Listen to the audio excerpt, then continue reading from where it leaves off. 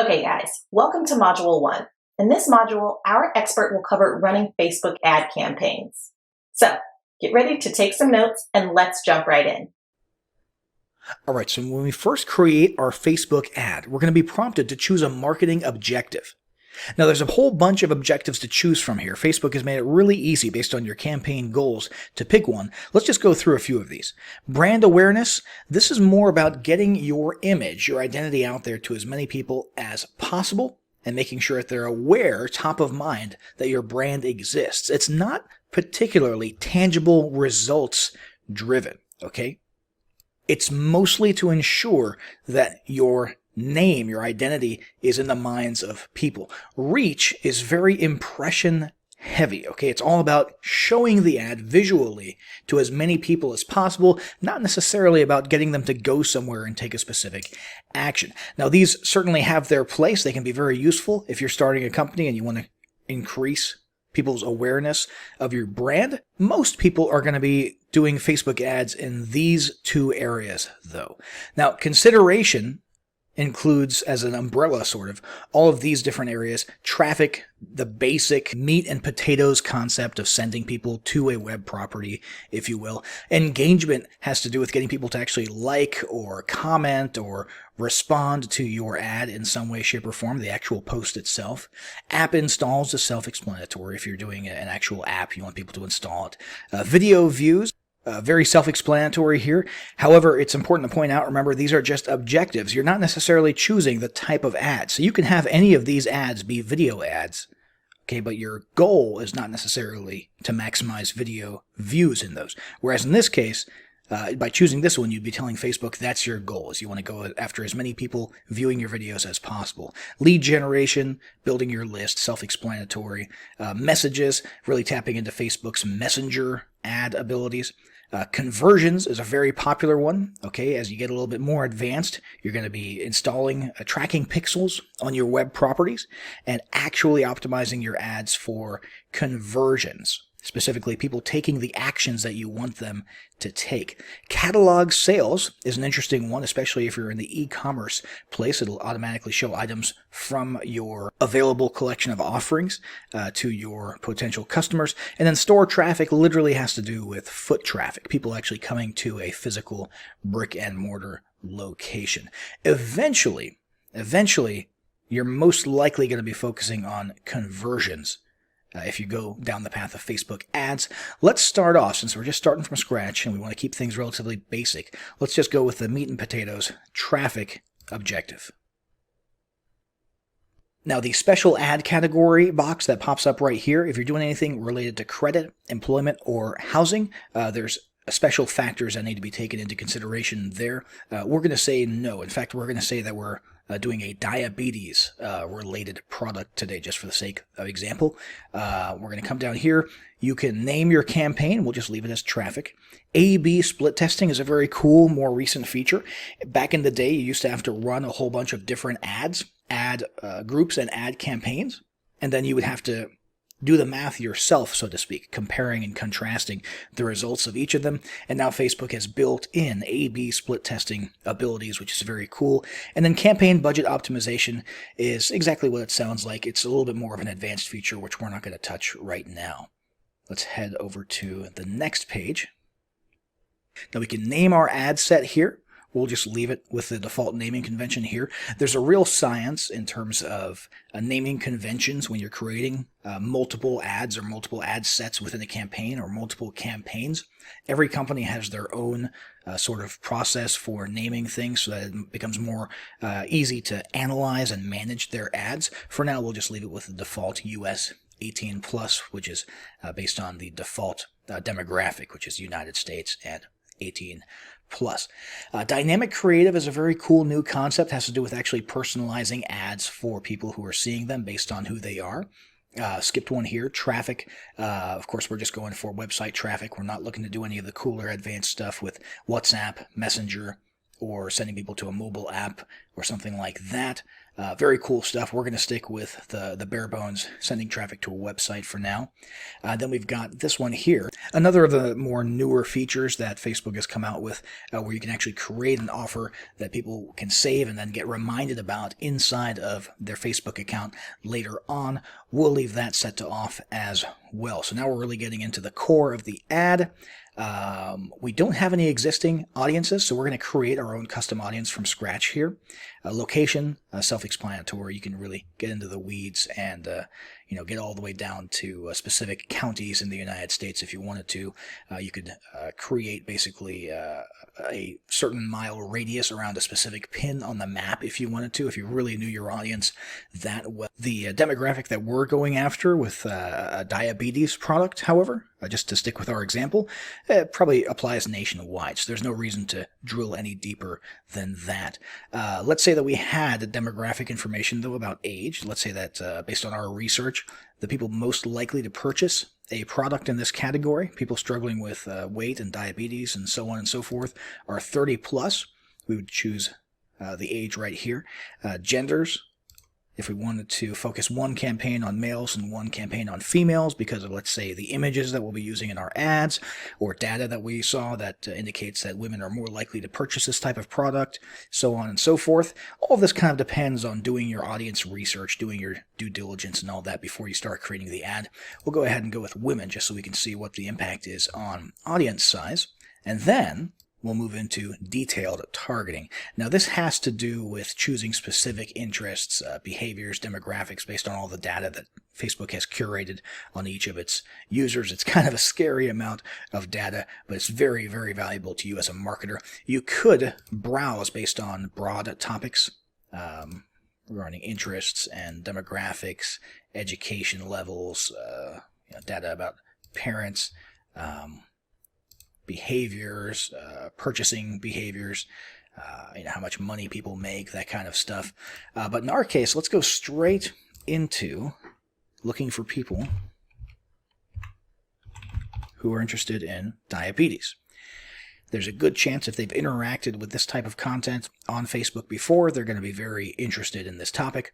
So let's go ahead and go with this, looks like type 2 awareness topic. All right, now we can see we've narrowed down based on our age, our location, our gender, and that one interest. We've narrowed it down to 5,400,000 potential people who could see our ad in the future. And we could theoretically drill down even further if we wanted to. In this case, let's go ahead and expand the audience. American Diabetes Association. That could add, there's probably some overlap there, so you won't see a big increase. Okay, but it did add a good chunk of people there. And then if you wanted to, beyond that, you could narrow the audience by using AND logic. So you could come over here and let's say dieting. Let's say that we wanted people who fit this category, so the 5,700,000 who have these two interests, but we also want them to be interested in gluten-free diets. So that narrowed it down to 1,800,000. So rather than just adding this up here, which would have used OR logic, meaning anybody who's interested in this or this or this, by narrowing, using the narrowing option, it's AND logic, which means it must also match this. So they have to be in this category and, or one of these two categories, and have this interest as well. So it's a great way to sort of narrow down your audience. We're not doing a gluten-free diet product. We're going to pretend for the sake of this example that we are selling, let's say, blood glucose monitors. Okay. And we're actually happy with this. This is actually a good, large, sizable, very well targeted chunk of the United States that we can show our ad to. Now, continuing on down here to placements, Facebook is pretty smart. It understands where people are most likely to click on ads and, where your ads might perform really well. It gets more smart the more ads you've actually had and the more of an audience that you've interacted with your ads on Facebook. It slowly starts to learn and so on and so forth. For this one, since we're starting from scratch and we just want to show off the options here, let's go ahead and specify that we only want it to appear in people's Facebook news feeds. Okay, as a native ad. So we're going to basically turn off everything here except for Facebook news feed. We'll turn off all the stories related stuff. We'll turn off the in-stream video ads, turn off the search result ads. Messages are already turned off. In-article ads turned off, and all the apps and sites options are turned off as well. And so now we literally just have the newsfeed ad as our only place where it's going to show up. And we can come on down here, and now let's talk about the different budget and scheduling options. So there's 4 different optimization options that are going to kind of broadly affect how Facebook shows your ads to how many people per day and that sort of things. We're going to go with landing page views. Okay, we want people who are more likely to click and actually wait for the website or the landing page, the lead page, whatever it is, to load and actually look at your page. Link clicks is really all about the clicks. It's not very much concerned with what happens, what the traffic does after it gets to your site. Daily unique reach is going to limit the amount of times that someone sees your ad to once per day. And then impressions just means show it to as many people as possible. Make it, technically a view in their newsfeed. Even if they didn't really stop and look at it too much, they just kind of scrolled through the newsfeed. You want to make sure that they see it as much as possible in their newsfeed. You would optimize for impressions. We're going to go with landing page views here. Cost control is a useful feature if you've really mapped out and done the math on your marketing campaign. Let's say you figured out your average order value for someone who comes through your funnel, and based on that you figured out how much you make per lead who becomes a customer, and you figured out what your conversion rates are, and that sort of gives you an idea of how much you can spend or afford to spend in order to make someone turn into a lead, and how much you can afford to spend per visitor to your site. And let's say that based on all that data, you know that you can only afford to spend $3 per person. You could put that number right here and ensure that Facebook does not charge more than that amount per landing page view.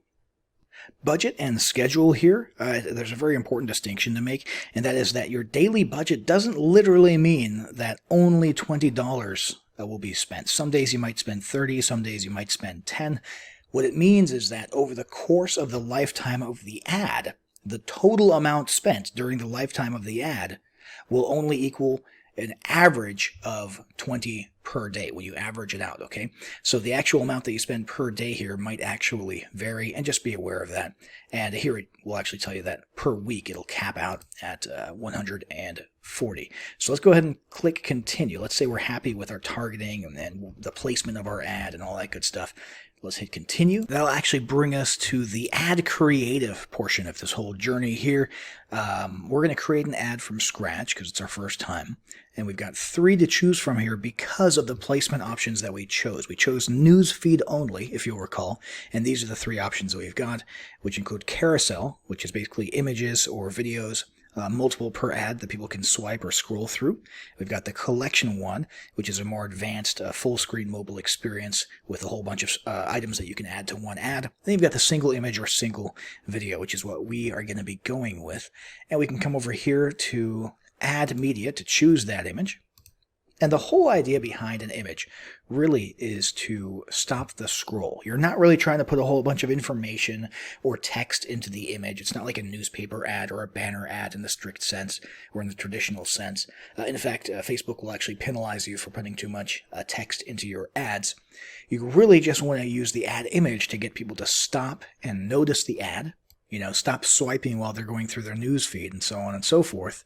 And then the copy, okay, the actual text of your post does the job of selling, okay, so not the image. Now we're going to go ahead and use the built-in stock photo search, which we're allowed to use here inside of Facebook ads, powered by Shutterstock. And let's go ahead and just type in diabetes and see if we can find something relevant. And look at that, we've got multiple relevant images. I'm pretty sure this one here is an image of a blood glucose monitor.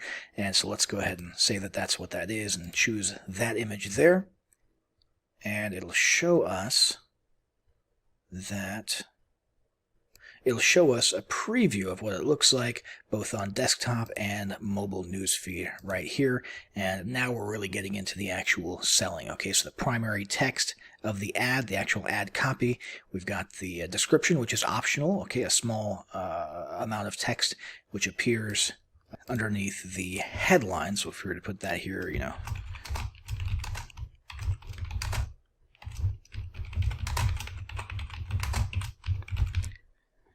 it basically acts in a certain way as a sub-headline underneath your main headline.